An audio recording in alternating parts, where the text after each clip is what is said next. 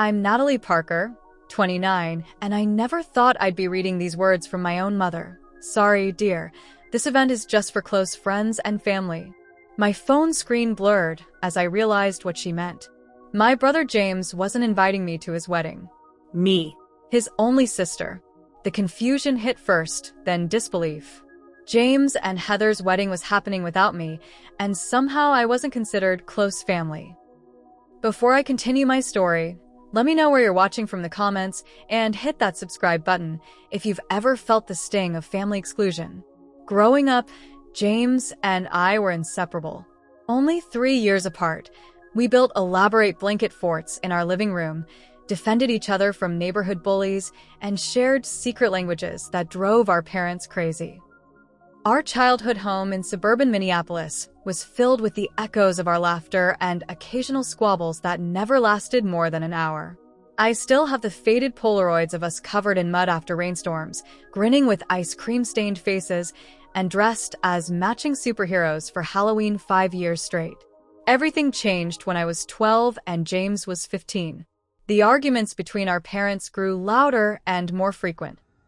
They tried to shield us, but the tension filled every corner of our once happy home.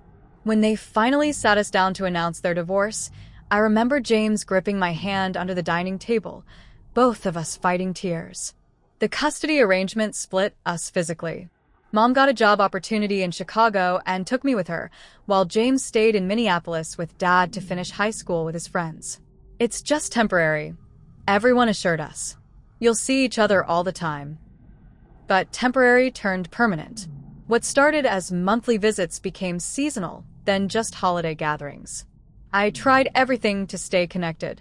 Weekly phone calls that James increasingly cut short. Letters he rarely answered. When social media became a thing, I tagged him in throwback photos and sent messages that received minimal responses. Every summer until college, I spent 2 weeks in Minneapolis, but James was usually busy with sports, friends, or later internships. The gap between us widened with each passing year. By the time I finished college with my graphic design degree, our relationship existed primarily through brief family holiday gatherings and occasional text messages on birthdays. I moved into a small but stylish apartment in Chicago's Wicker Park neighborhood, landing an entry-level position at Horizon Marketing. The work was demanding but rewarding, and last year I finally received the promotion I'd been working toward. Yet despite professional success, something felt missing. My small circle of friends noticed my tendency to pour myself into work, especially after my 3-year relationship with Derek ended 6 months ago. Derek claimed I was emotionally unavailable, which stung because I'd always prided myself on being sensitive to others' needs. The breakup left me questioning my ability to maintain meaningful connections, making the upcoming family wedding seem even more important as a chance to strengthen bonds. I first met Heather 2 Christmases ago when James brought her to Mom's house in Chicago. She arrived wearing designer clothes that made my carefully selected outfit feel suddenly inadequate. Her perfectly highlighted hair and manicured nails contrasted with my more natural look. James seemed different around her, more concerned with appearances than I'd ever seen him. During dinner preparation, I overheard Heather whispering to James in the hallway, "Your sister's a bit much, isn't she?"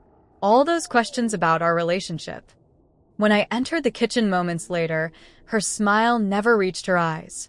Throughout the evening, she dominated conversations, subtly redirecting topics whenever I tried to reminisce about childhood memories with James. My brother laughed at her jokes and adopted her opinions, while barely acknowledging mine. After they left, Mom gently suggested I try to get along with Heather for James's sake. I nodded, determined to make an effort despite the knot in my stomach. When their engagement announcement came 6 months later via Facebook rather than a personal call, I swallowed my hurt and sent an enthusiastic congratulatory message. I immediately began saving for what I assumed would be bridesmaid expenses. Even if not in the wedding party, I'd need a special outfit, travel costs, and a meaningful gift. I researched creative present ideas that might highlight the bond James and I once shared, hoping to use the wedding as an opportunity to rebuild our connection. In my daydreams, the celebration would soften Heather's attitude toward me and James would remember the importance of family. I even practiced a potential toast, wanting to strike the perfect balance between humor and heartfelt emotion. As months passed with no details about the wedding, I casually mentioned it during our brief Thanksgiving interaction. James said they were still figuring things out and changed the subject.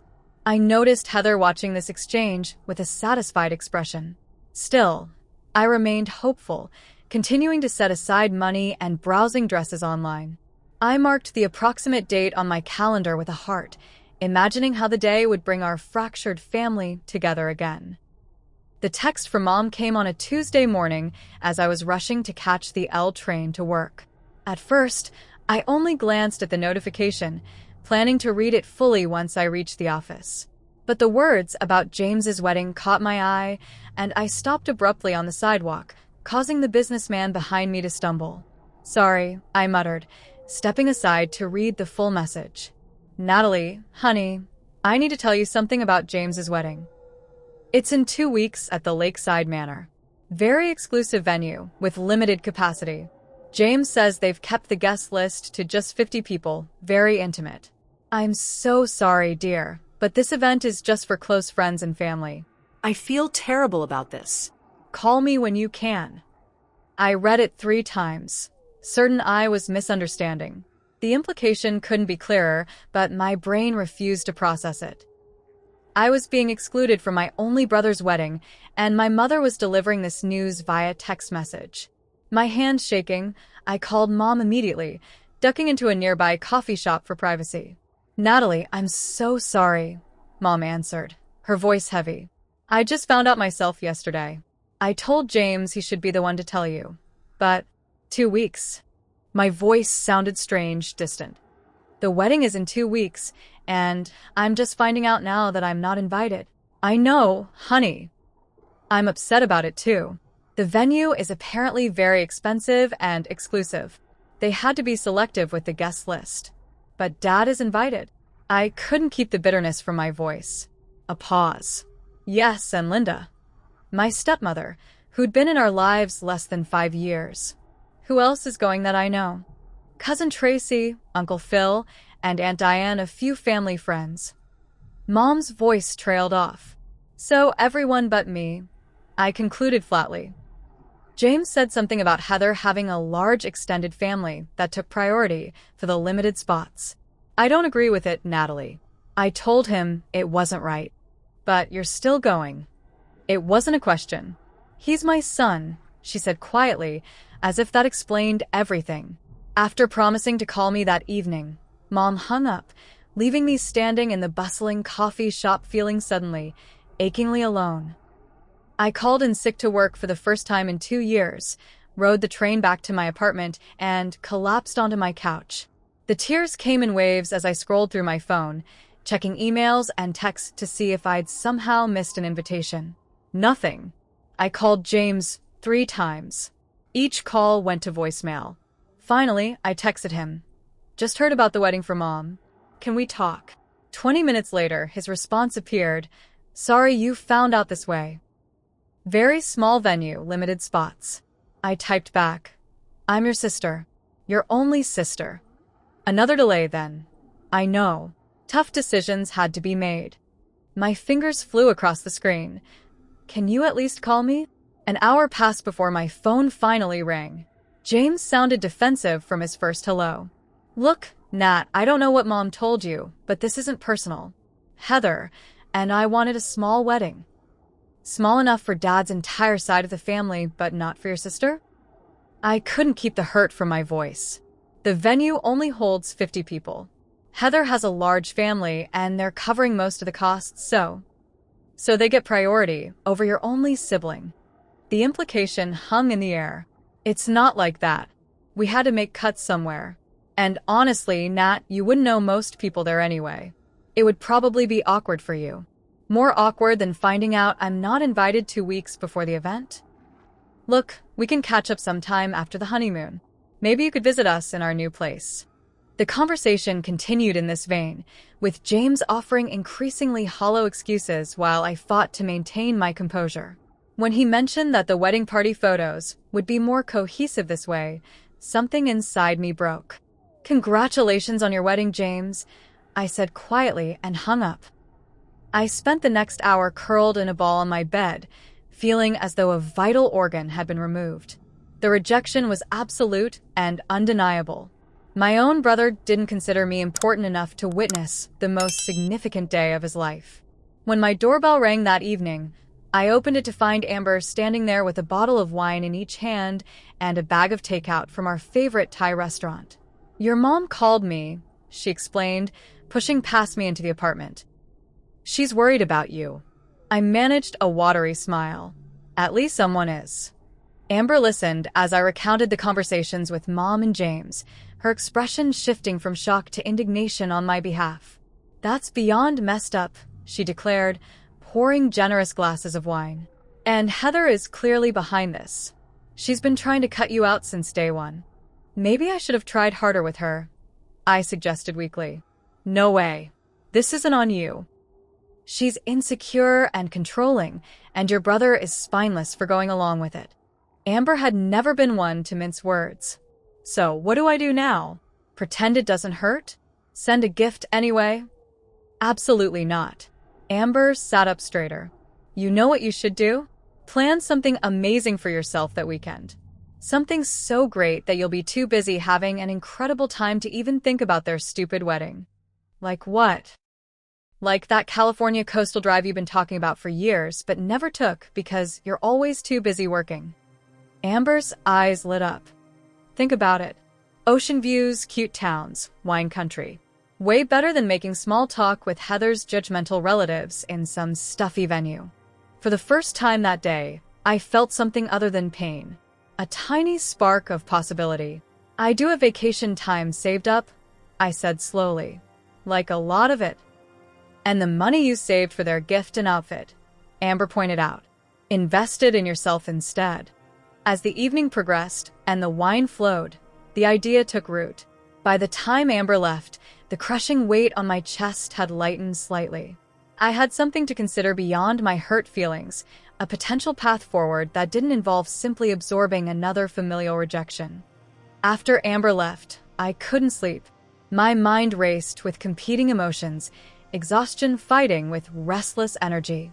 Around 2 a.m., I pulled out a box of old photos I kept under my bed. There was James and me building sandcastles at Lake Michigan. James teaching me to ride a bike. Me at his high school graduation, beaming with pride. The images blurred as fresh tears came. I found my journal and began writing, pouring out my hurt and confusion. As the pages filled, a pattern emerged that I hadn't fully acknowledged before. This wasn't the first time I'd been excluded. There was the graduation party, where I received a last-minute invitation after inquiring about it. The holiday gathering at Dad's, where everyone had inside jokes from a previous dinner I hadn't been told about. James forgetting to mention he was in Chicago for a business trip until the day he was leaving. The sun was rising when I finally closed the journal, emotionally drained but with newfound clarity. I'd spent years making excuses for being an afterthought in my brother's life, always assuming I needed to try harder, be more understanding, make myself more acceptable. The wedding was merely the most blatant example of a dynamic that had been building for years. "I deserve better than this," I whispered to the empty room, surprised by how right the words felt. After a few hours of fitful sleep, I woke with unexpected determination. If I wasn't wanted at the wedding, I wouldn't waste that weekend feeling sorry for myself. Amber was right about the California trip. I talked about it for years, saving magazine articles and creating Pinterest boards of coastal highways and charming towns. I opened my laptop and began researching flights to San Francisco. The prices were high on such short notice, but not impossible. I could fly into San Francisco, rent a car, and drive south along Highway 1, spending a few days exploring before flying home from Los Angeles. The logistics were daunting but exciting. With growing enthusiasm, I pulled up my vacation balance at work. I had nearly 3 weeks saved, having taken only a few long weekends over the past 2 years. I drafted an email to my boss, Stephanie, requesting the week off, explaining I had a personal opportunity that couldn't wait. Her surprised but supportive response came within the hour. I've been telling you to use your vacation time for ages. Of course you can take the week. The team can handle things here. Enjoy whatever you've got planned. Next came the budget calculations. Between the wedding outfit fund, the gift money I'd set aside, and my regular savings, I could make this work without financial strain. I allocated funds for flights, a rental car, accommodations, meals, and activities, with a cushion for spontaneous adventures. The rental car was my first big decision. Something practical would be cheaper, but the image of driving a convertible down the Pacific Coast Highway kept surfacing in my mind. You only live once, I muttered, selecting the convertible option on the booking site. The confirmation email brought a rush of excitement that temporarily overshadowed my hurt feelings. For accommodations, I decided against major hotel chains, instead researching boutique inns and bed and breakfasts along my route. I booked 2 nights at a Victorian B&B in Mendocino, 2 nights at a rustic lodge near Big Sur, and 2 final nights at a beachfront hotel in Santa Barbara. Each place had character and excellent reviews, promising experiences far removed from cookie-cutter hotel rooms. Between bookings, I researched activities. I made reservations for a wine-tasting tour in Sonoma, found information on the best hiking trails with ocean views, and identified the most highly recommended local restaurants. I even splurged on a sunset sailing excursion in Santa Barbara for my final evening, determined to end the trip on a magical note. The more I planned, the more my excitement grew, though it remained tinged with underlying sadness. While browsing swimsuits online during my lunch break, I suddenly wondered what dress Heather had chosen, if James would wear the blue suit he looked so handsome in. The thought sent me into a brief spiral of melancholy before I firmly redirected my focus to sunscreen reviews. That weekend, I went shopping for vacation essentials. In a boutique I normally considered outside my budget, I found myself drawn to clothes I wouldn't typically choose, bolder colors and styles than my usual understated wardrobe. I tried on a bright turquoise sundress that made my eyes pop and flowing palazzo pants that swished dramatically when I walked. Looking in the dressing room mirror, I barely recognized myself, but in a good way. I bought them both, along with a wide-brimmed hat and oversized sunglasses, embracing the California aesthetic with unexpected enthusiasm. "You're reinventing yourself," Amber declared when I modeled my new purchases for her. "This trip is already changing you." I wouldn't go that far. I laughed, but privately wondered if she might be right. 3 days before my departure, Mom called, sounding hesitant. "How are you doing, honey? I've been worried." "I'm okay," I said, and was surprised to realize it wasn't entirely a lie. "Actually, I'm going to California. Taking that coastal drive I've always wanted to do." "California?" Her surprise was evident. "During the wedding weekend?" "Exactly during the wedding weekend," I confirmed. I had vacation time, and it seemed like the perfect opportunity. A pause, then. "Good for you, Natalie." I mean that. "Thanks, Mom." I hesitated before adding, "I'd rather not talk about the wedding details if that's okay." "Of course." Another pause. "Will you send me pictures from your trip?" "Every day," I promised, warmed by her request. "Natalie," Mom's voice softened, "I want you to know I'm proud of you. For taking this trip, for handling everything with such grace. Not everyone would respond this way." Her words brought unexpected tears to my eyes. "Thanks, Mom. That means a lot." As I packed the night before my departure, carefully folding my new clothes alongside travel guides and sunscreen, I felt a complex mix of emotions. The hurt of rejection remained, but it now shared space with anticipation and a newfound sense of agency. Whatever happened at the wedding I wasn't invited to, I would be creating my own memories, ones that didn't depend on anyone else's approval or inclusion. The morning of my departure dawned clear and promising. I woke before my alarm, feeling both nervous and exhilarated. My carefully packed suitcase stood by the door, my travel documents and itinerary neatly organized in a folder. Everything was ready. As I waited for my rideshare to the airport, my phone chimed with a text from my cousin Tracy, helping set up for rehearsal dinner tonight. "Wish you could be here. Miss you." My stomach clenched. Tracy didn't know I hadn't been invited.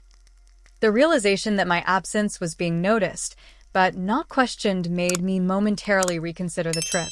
Was I being impulsive? Overreacting? Should I stay in Chicago? Make myself available in case James changed his mind? The doubts evaporated when my phone buzzed again with notification that my driver had arrived. This was no time for second-guessing. I grabbed my suitcase, locked my apartment door, and stepped into the warm June morning, leaving my uncertainties behind. The flight to San Francisco passed in a blur of mediocre coffee, a forgettable movie, and fitful naps. When we finally touched down, the California sunshine greeted me through the airplane window, bright and welcoming. I navigated the airport with surprising ease, following signs to the rental car agency where my reserved convertible awaited. "Special occasion?" the rental agent asked as he handed over the keys to a gleaming blue Mustang convertible. "Just treating myself," I replied, feeling a small thrill at how true those words were. The initial drive through San Francisco traffic was intimidating, but once I crossed the Golden Gate Bridge and hit the coastal highway, everything changed. With the top down and the Pacific Ocean stretching endlessly to my right, I felt a freedom I hadn't experienced in years. The wind whipped my hair, carrying away the lingering heaviness in my chest. I turned up the radio, singing along at the top of my lungs to songs I hadn't heard since college. My first destination was a small coastal town 3 hours north of San Francisco. The winding road hugged cliffsides and dipped through redwood groves, each turn revealing views more spectacular than the last. I stopped frequently at scenic overlooks, taking photos and breathing in the salt-tinged air. For those hours, James and his wedding felt very far away. The Victorian bed and breakfast I'd booked exceeded my expectations. A blue and white gingerbread house perched on a bluff overlooking the ocean. It looked like something from a storybook. The innkeeper, Sylvia, a silver-haired woman with kind eyes and weathered hands, greeted me warmly. "Welcome to Sea Cliff Inn, Natalie. You're in the lighthouse room, our best suite." She led me up a curved staircase to a spacious corner room with windows on 2 sides, all offering spectacular ocean views.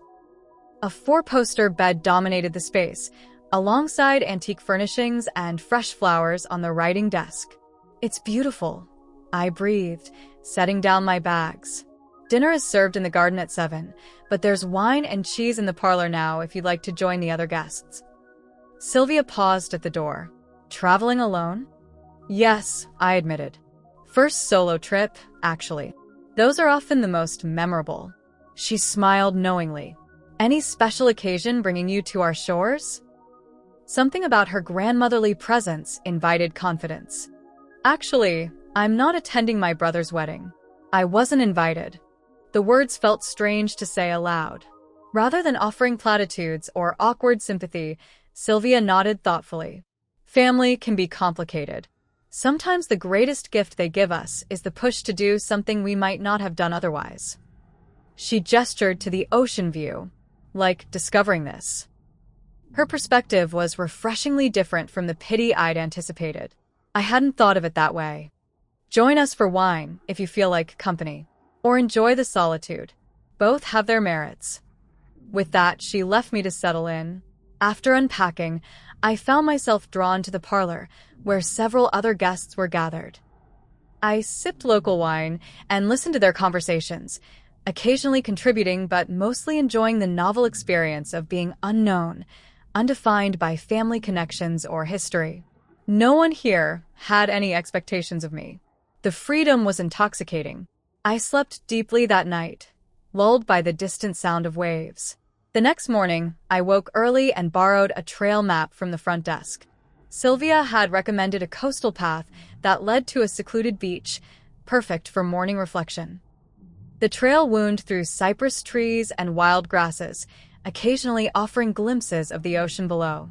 After 30 minutes of moderate hiking, I emerged onto a small, perfect crescent of sand, completely deserted at this early hour.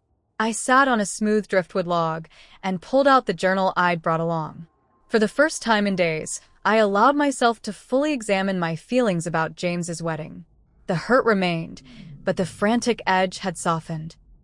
Riding in this beautiful setting, I could see more clearly how the wedding exclusion was symptomatic of larger patterns in our relationship. I'd been holding on to an idealized version of our childhood closeness, refusing to acknowledge how far we'd drifted. Perhaps this painful episode was forcing a necessary reckoning. I took photos of the beach, the twisted cypress trees, the way the morning light played on the water. Photography had been a serious hobby in college, abandoned as work consumed more of my time. Using just my phone camera, I rediscovered the joy of framing a perfect shot, of capturing light and shadow. Back at the inn, I selected the best photos and posted them to Instagram with the caption, "Sometimes the unexpected detour becomes the best part of the journey." Day 1 of California adventure. Hashtag solo travel, hashtag coastal views, hashtag new beginnings. I knew my family members would see it. The timing wasn't accidental, coinciding with what would likely be the wedding rehearsal dinner. But the post wasn't merely performative happiness for their benefit. The photos captured genuine moments of peace I'd experienced that morning. After breakfast, I explored the small town on foot, wandering through art galleries and boutiques. In a local cafe, where I stopped for lunch, I noticed a man about my age sitting alone, studying a hiking map similar to mine. He caught me looking and smiled. "First time visiting?" he asked. "Is it that obvious?" I laughed. "You have that taking it all in expression," he explained. I remember feeling the same way my first time here. He introduced himself as Michael, a photographer from Seattle on a working vacation, capturing images for a travel magazine. "Any recommendations for someone new to the area?" I asked, surprising myself with my forwardness. "Actually, there are some amazing tide pools just north of here that most tourists miss. I'm heading there this afternoon if you'd like to see them."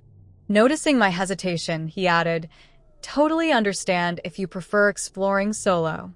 No pressure." Something about his easy manner and passion for photography resonated with me. After a moment's consideration, I declined, explaining I had plans for the afternoon but asking about other local spots worth visiting. We chatted comfortably for another 20 minutes before he left for his tide pool expedition, but not before writing his number on a napkin. "In case you want recommendations for other stops on your coastal journey," he explained. "I've photographed most of this coastline over the years." I tucked the napkin into my purse, not sure if I'd use it, but pleased by the interaction. It had been months since I'd connected so easily with someone new, especially a man. The brief conversation left me feeling more confident about navigating the rest of my solo adventure. I woke the next morning to multiple notifications on my phone. My Instagram post had garnered likes and supportive comments from friends, but also a message from Mom. "Beautiful photos, honey. Everyone at the rehearsal dinner was asking about you." Attached was a group photo from the restaurant, James and Heather at the center surrounded by family members. Everyone was smiling, dressed in their finest, champagne glasses raised in toast.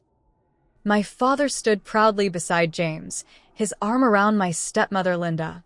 Mom looked elegant, but slightly uncomfortable at the edge of the frame. The image hit me harder than I expected. This was the first visual confirmation that the wedding preparations were proceeding without me. These were people I'd known my entire life, celebrating a momentous occasion from which I'd been explicitly excluded.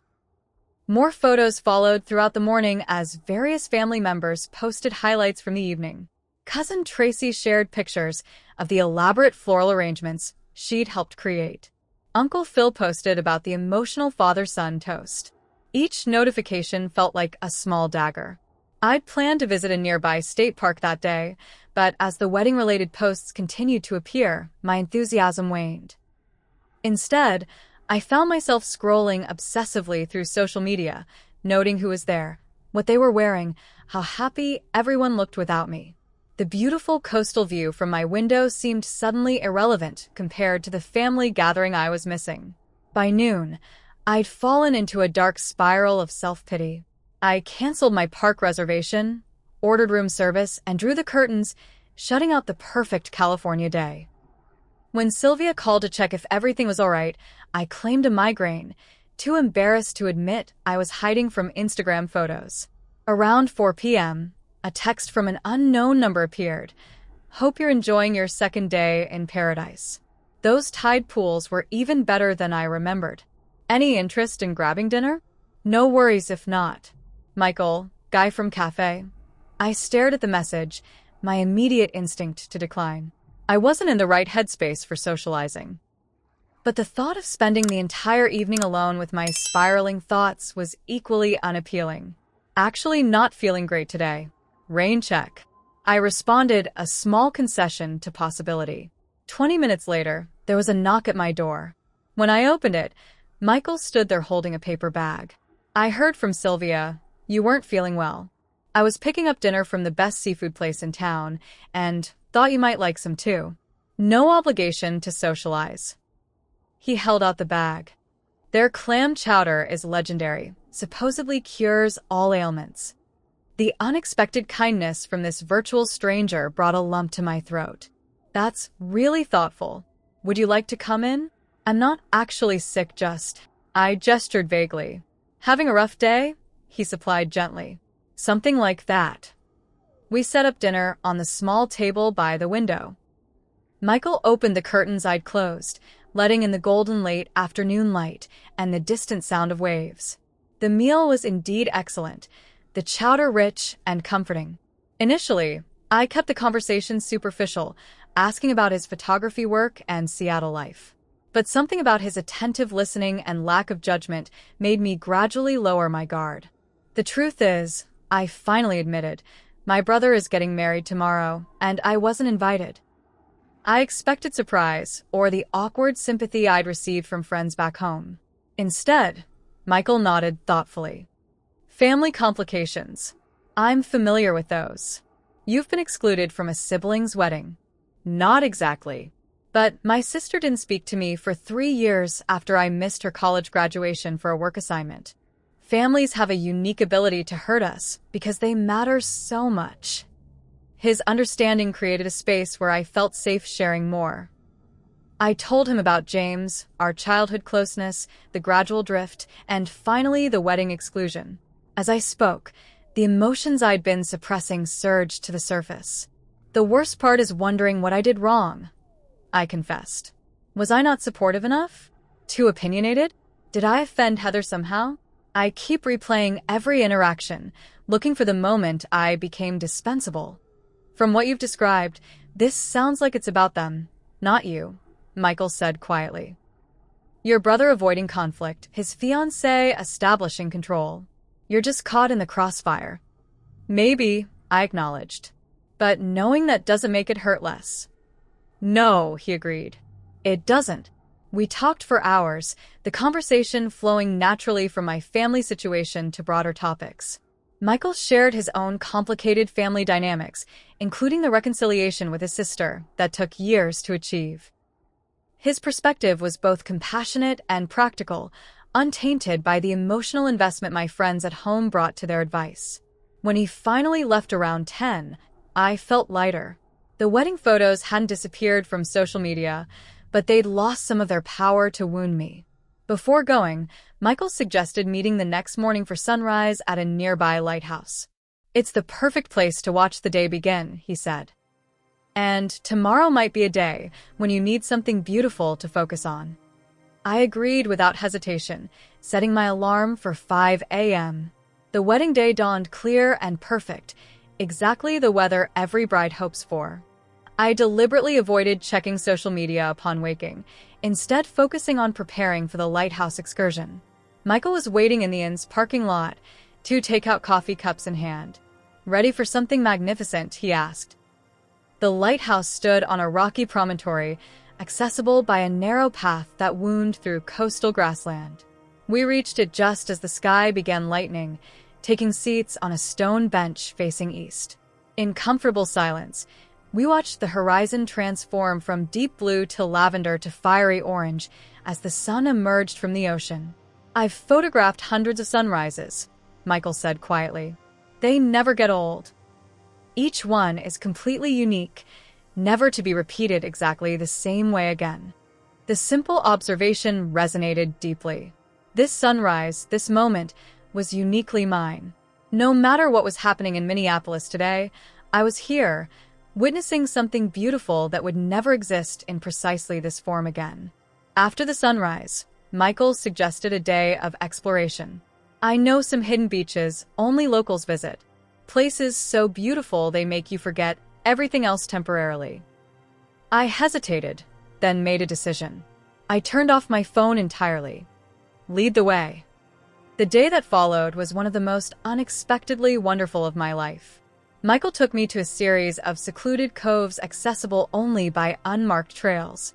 We spotted sea lions basking on distant rocks, collected perfectly smooth sea glass, and discovered tide pools teeming with starfish and anemones.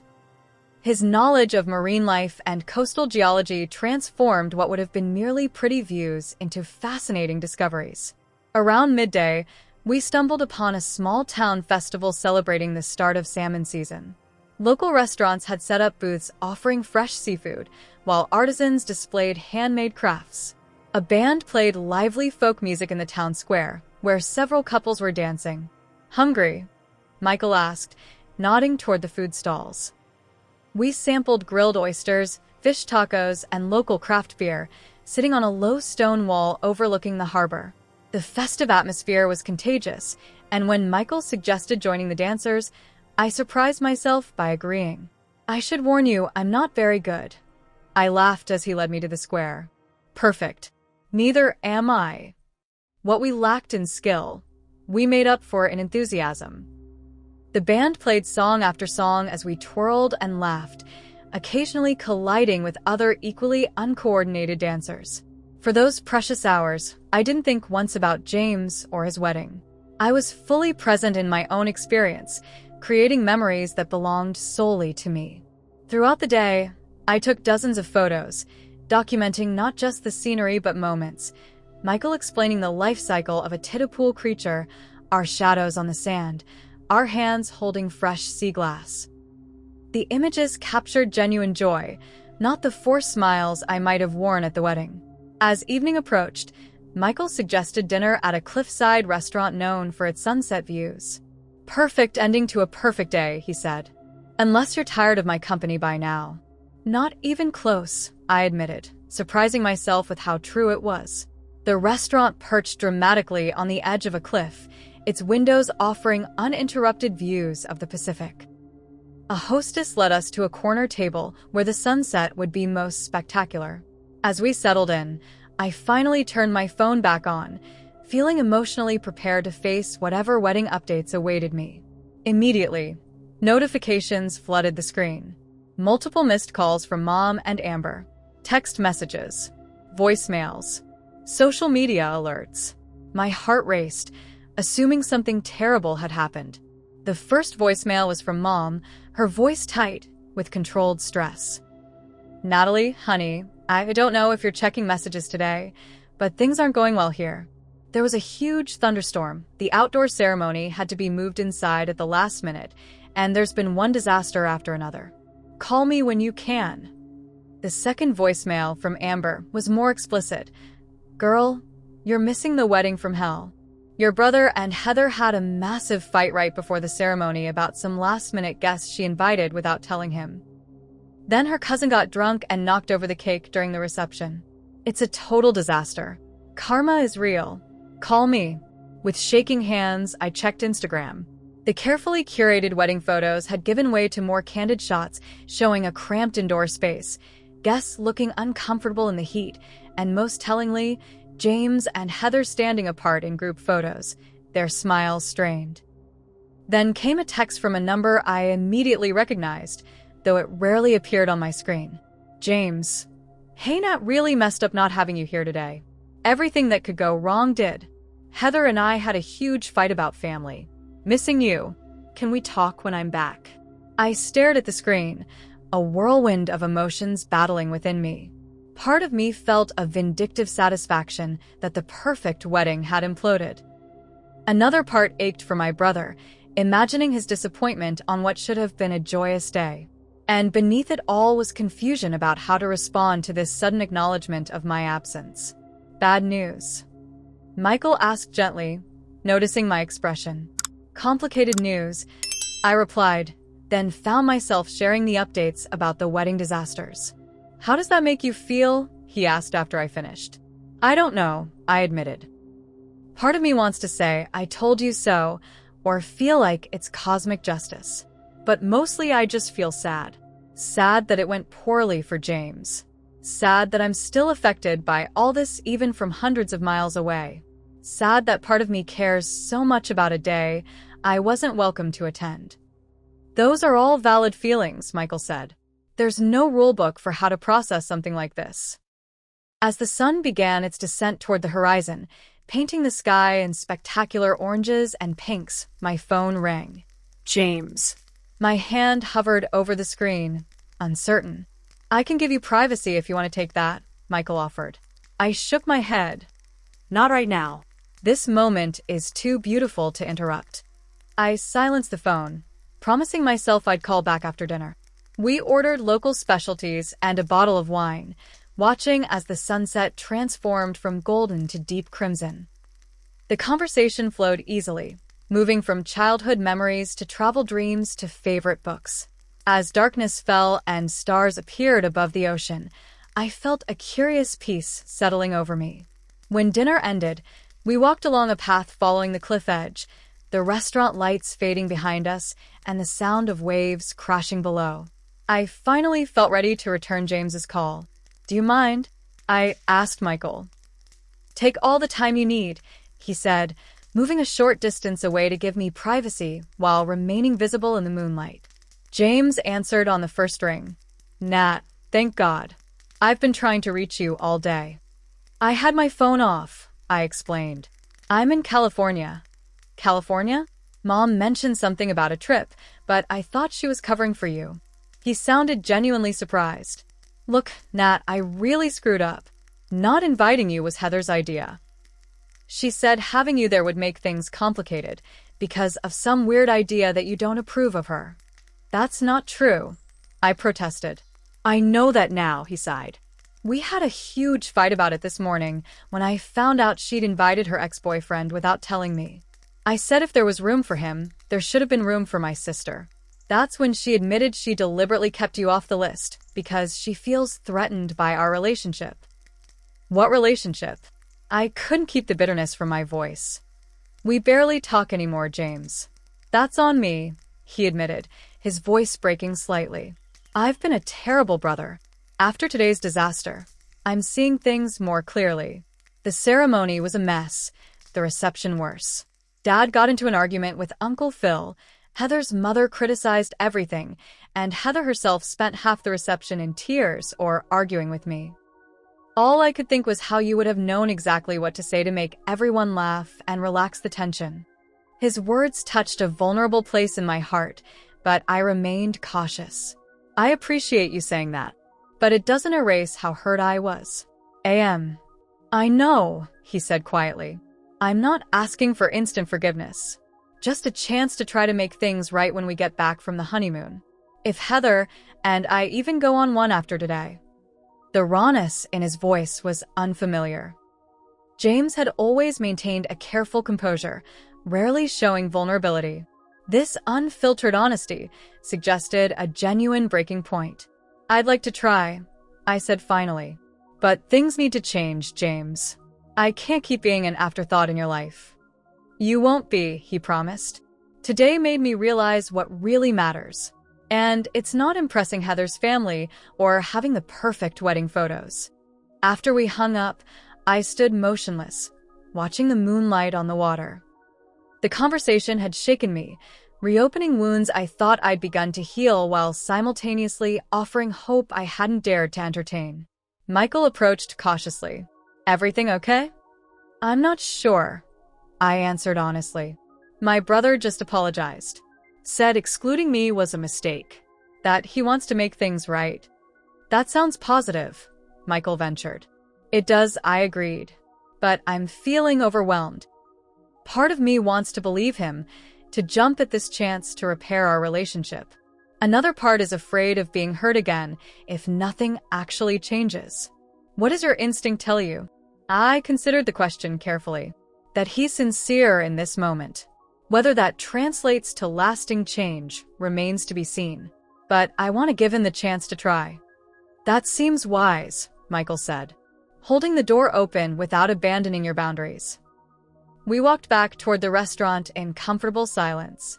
The emotional turmoil of the call had left me drained but oddly calm. For the first time since learning about the wedding, I felt I had reclaimed some power in the situation. I wasn't simply reacting to rejection. I was making conscious choices about how to proceed.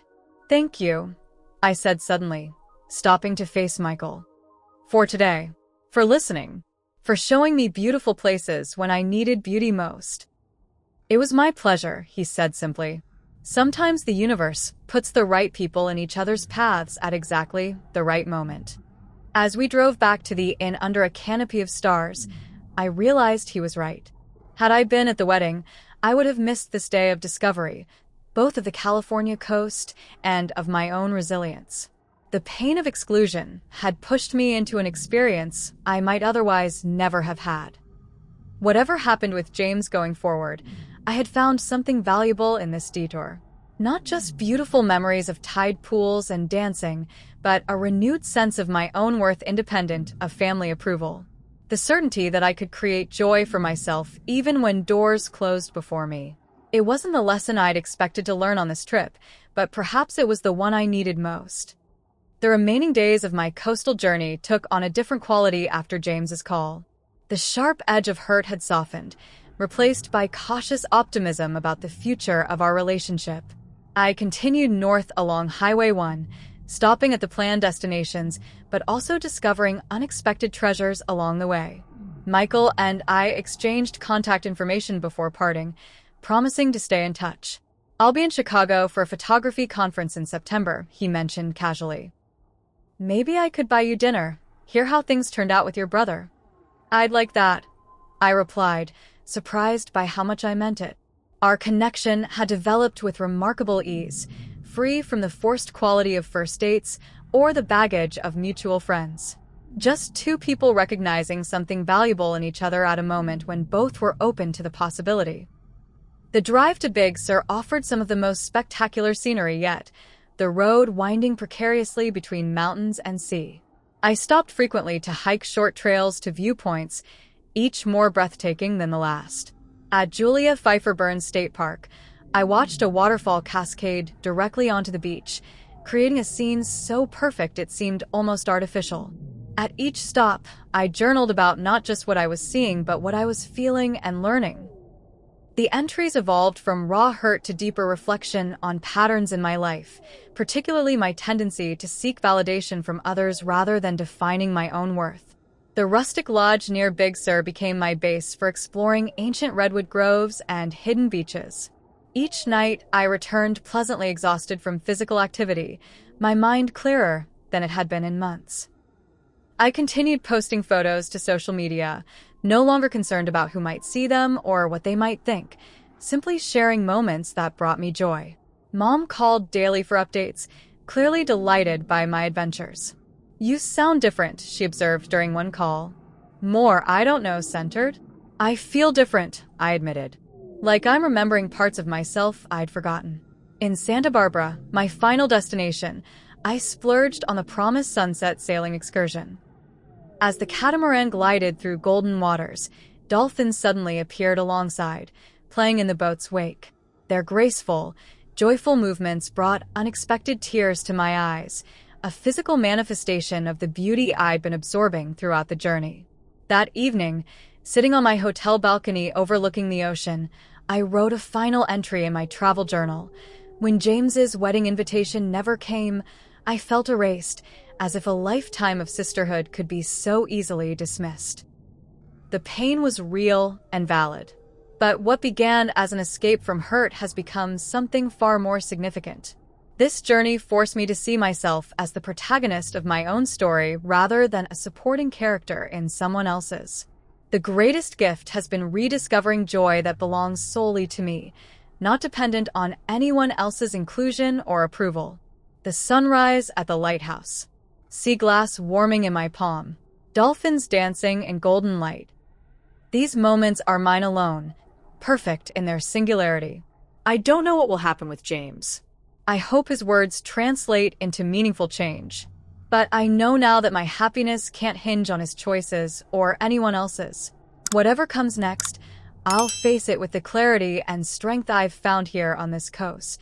The flight home felt like crossing a threshold between worlds. As Chicago's familiar skyline came into view, I wondered briefly if the insights gained in California would survive re-entry into my regular life. But when I unlocked my apartment door, I saw the space with new eyes, noticing possibilities for change where before I'd seen only the familiar. The next morning, Mom came over for coffee, eager to see my photos and hear more about the trip.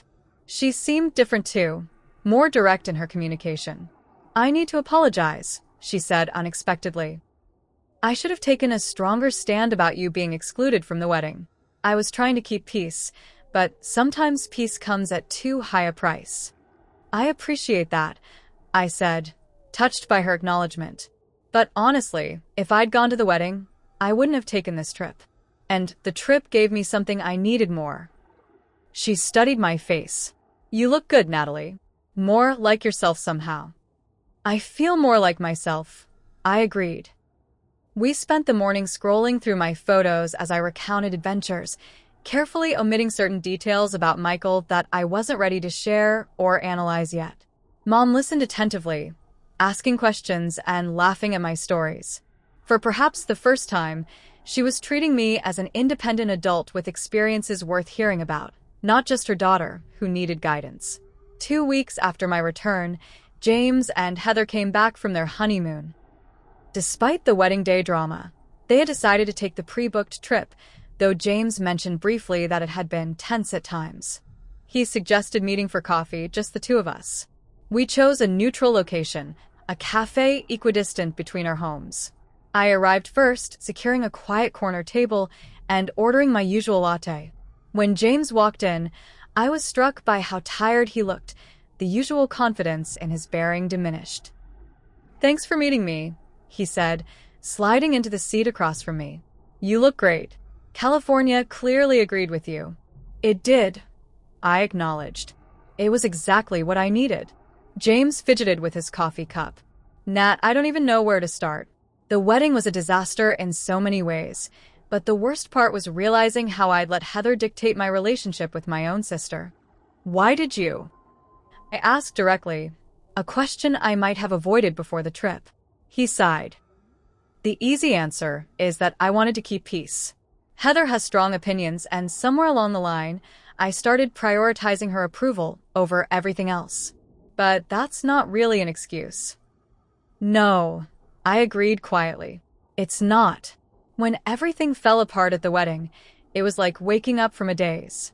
Seeing how controlling she can be, how I've been letting important things slip away." He met my eyes directly. "I'm sorry, Nat, truly sorry. Not just about the wedding, but for the last few years of being a lousy brother." The apology was everything I'd hoped for, yet I didn't feel the overwhelming relief I'd expected. Instead, I felt a calm certainty about my response. "I accept your apology," I said carefully. "And I want us to rebuild our relationship.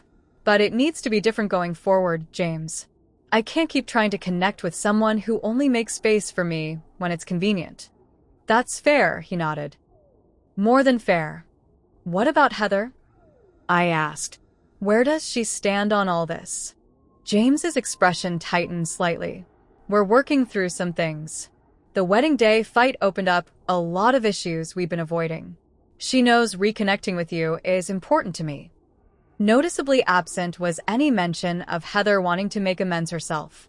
I decided not to push the point for now. One step at a time, then. We spent the next hour catching up more genuinely than we had in years. I shared highlights from my trip while he filled me in on family news I'd missed. When we parted with a hug, it felt like a tentative first step toward a new kind of sibling relationship, one built on adult terms rather than childhood patterns. The following months brought gradual but meaningful changes.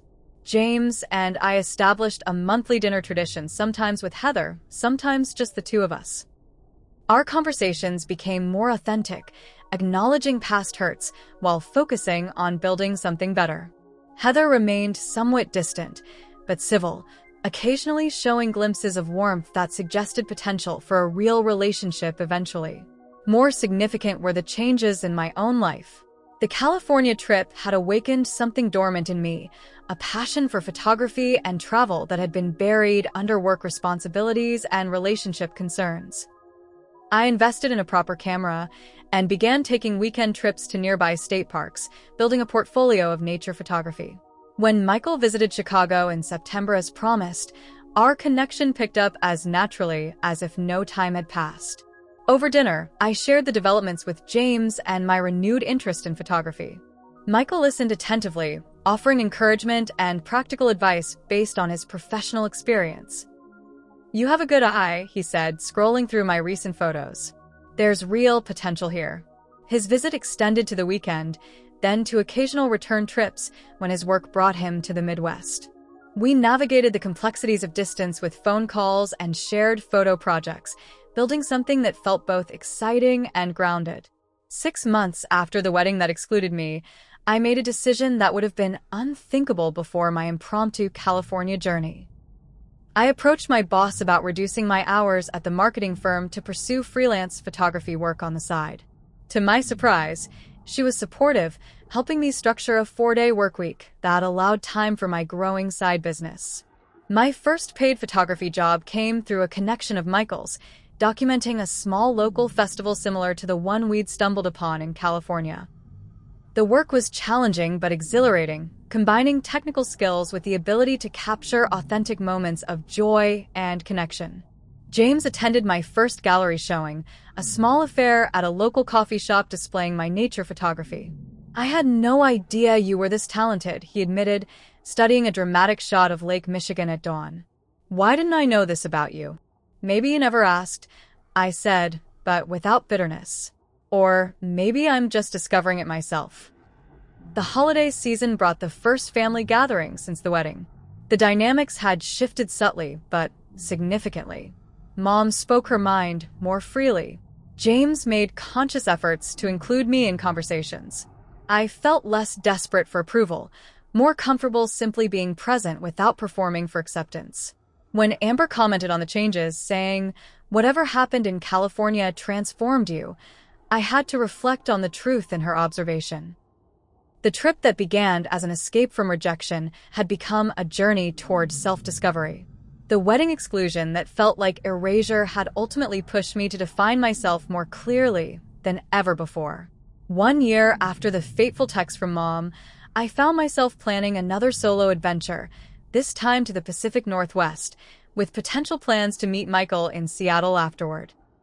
As I researched hiking trails and ferry schedules, I realized how profoundly my perspective had shifted. The exclusion from James's wedding would always remain a painful memory, but I now recognized it as a turning point rather than merely a wound.